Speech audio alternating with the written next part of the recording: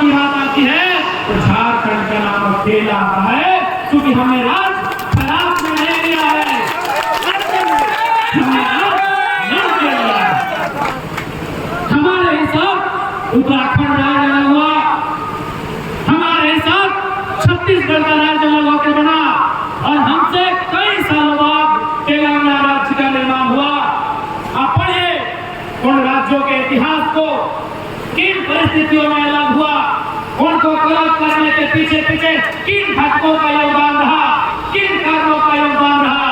अरे उन राज्यों को अलग करने में एक दिल्ली तक का बलिदान नहीं हुआ है, हमने तो गलत कराया है। लेकिन अब 25 साल हो गए, आज देखते देखते ये रात 25 साल का हो गया। यदि झारखंड अलग राज्य के समय जो भाई जो बहन जन्म लिए होंगे, आज वो 25 साल के जवान हो चुके हैं। लेकिन इस राज्य के साथ क्या हुआ, ये आपसे हमसे किसी से नहीं छुपा। इस राज्य को लेने से पहले जो हमारे हालात थे, चाहे 1970 का दौर रहे या 1980 का दौर रहे, या राज्य बनने से ठीक पहले का दौर रहे, इस राज्य बनने से पहले झारखंड के आदिवासी, झारखंड के मूलवासी, उनका जो हालात था, आज वो हालात बद से बदतर हुआ है कि नहीं, यहाँ बताइए। हमने झारखंड राज्य अलग क्यों किया था, ये सवाल एक विधायक का नहीं है, ये सवाल हर एक झारखंडी जनमानस का होना चाहिए कि हमने आखिर क्यों 88 वर्षों के संघर्ष, 88,000 से ज्यादा लोगों का संघर्ष, बलिदान, त्याग, तपस्या के बाद हमने वो झारखंड राज लिया तो क्यों लिया, हमने झारखंड राज लिया था। लेकिन आज सूचना आप सबको भी मिली है कि हमारे राज्य के महानायक विश्वगुरु शिबू सोरेन अस्वस्थ है, बीमार है, उनका इलाज चल रहा है। मैं दुआ करता हूं, आप सभी दुआ और प्रार्थना करना कि गुरु जी ठीक हो गया है। लेकिन सवाल तो बनता है कि आखिर आपने क्या व्यवस्था बनाई इन 25 सालों में कि गुरु जी का इलाज नहीं कर पाए।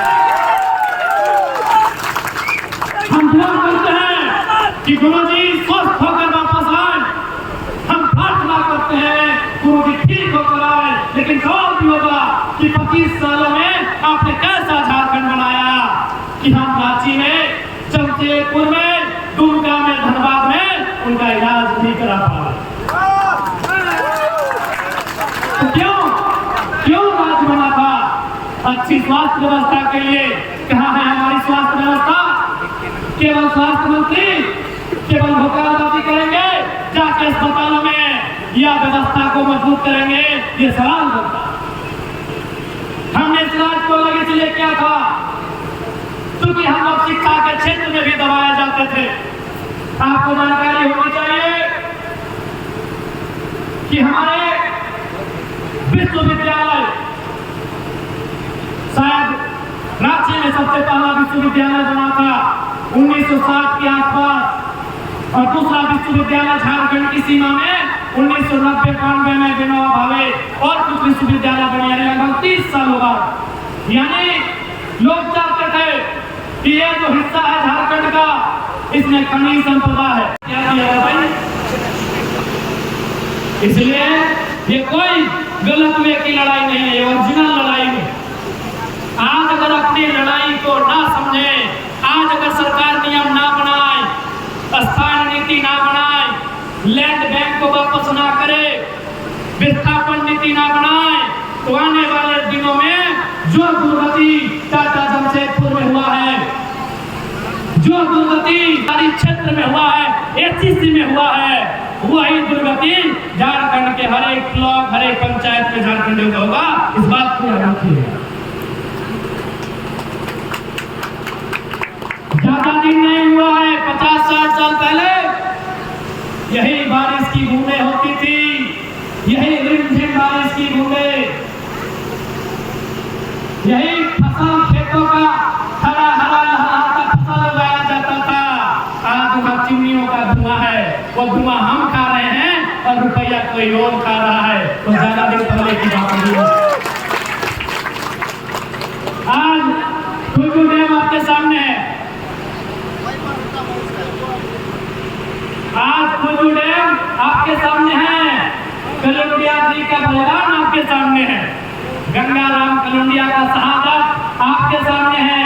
कुल्लू डैम आपके सामने है। क्या हो रहा है? 100 से ज्यादा गांवों का जमीन लिया जा रहा। आज चांदी डैम में क्या हुआ?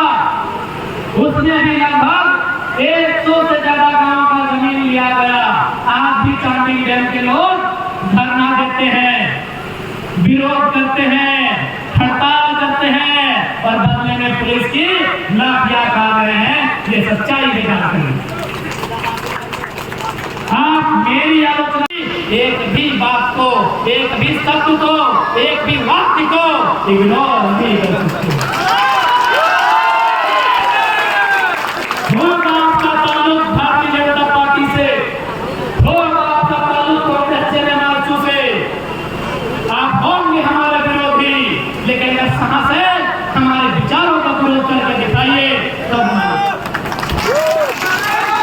आज वास्तविकता है इस राज्य को समझने की, इस राज्य के लोगों को जानने की वास्तविकता है कि आज हमारे साथ हुआ क्या और हो क्या रहा। आज याद होगा सदन में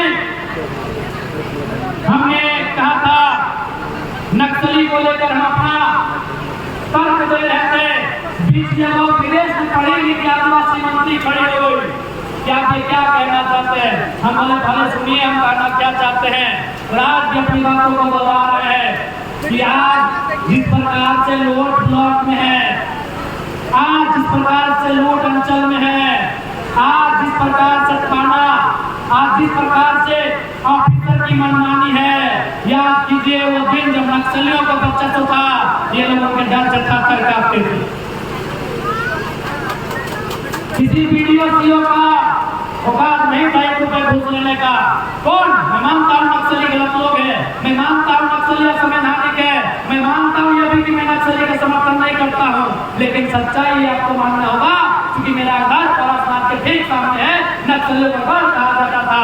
जैसे आपके सारंडा को सच्चाई यह भी है कि नक्सलियों के डर से आम व्यक्ति से, आदिवासी गरीब किसान से ब्लॉक थाना में कोई 1 रुपया घूस नहीं लेता था। ये भी सच्चाई है।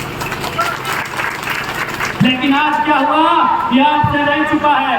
आज बालू का लूट है, कोयला का लूट है,